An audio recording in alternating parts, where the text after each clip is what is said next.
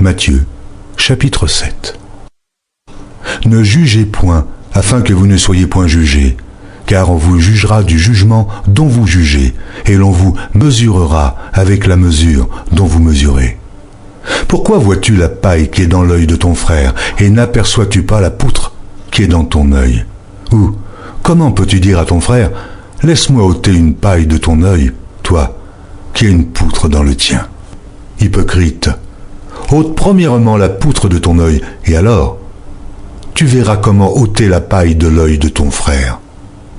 Ne donnez pas les choses saintes aux chiens, et ne jetez pas vos perles devant les pourceaux, de peur qu'ils ne les foulent aux pieds, ne se retournent et ne vous déchirent. Demandez, et l'on vous donnera. Cherchez, et vous trouverez. Frappez, et l'on vous ouvrira.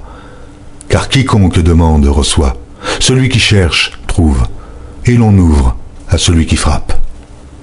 Lequel de vous donnera une pierre à son fils s'il lui demande du pain?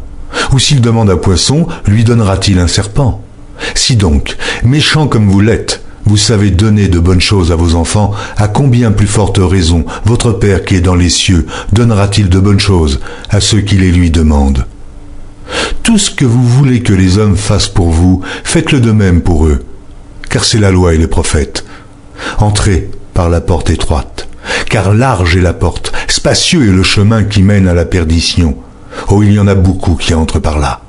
Mais étroite est la porte, resserrez le chemin qui mène à la vie, et il y en a peu qui les trouvent. Gardez-vous des faux prophètes, ils viennent à vous en vêtements de brebis, mais au-dedans, ce sont des loups ravisseurs. Vous les reconnaîtrez à leurs fruits. Cueille-t-on des raisins sur des épines, ou des figues sur des chardons? Tout bon arbre porte de bons fruits, mais le mauvais arbre porte de mauvais fruits. Un bon arbre ne peut porter de mauvais fruits, ni un mauvais arbre porter de bons fruits. Tout arbre qui ne porte pas de bons fruits est coupé et jeté au feu. C'est donc à leurs fruits que vous les reconnaîtrez. Ceux qui me disent « Seigneur, Seigneur » n'entreront pas tous dans le royaume des cieux, mais celui-là seul qui fait la volonté de mon Père qui est dans les cieux. Plusieurs me diront en ce jour-là « Seigneur, Seigneur, n'avons-nous pas prophétisé par ton nom? N'avons-nous pas chassé des démons par ton nom? Et n'avons-nous pas fait beaucoup de miracles par ton nom ?»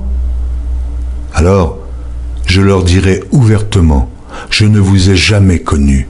Retirez-vous de moi, vous qui commettez l'iniquité. C'est pourquoi, quiconque entend ces paroles que je dis et les met en pratique sera semblable à un homme prudent qui a bâti sa maison sur le roc. La pluie est tombée, les torrents sont venus, les vents ont soufflé et se sont jetés contre cette maison. Elle n'est point tombée, parce qu'elle était fondée sur le roc.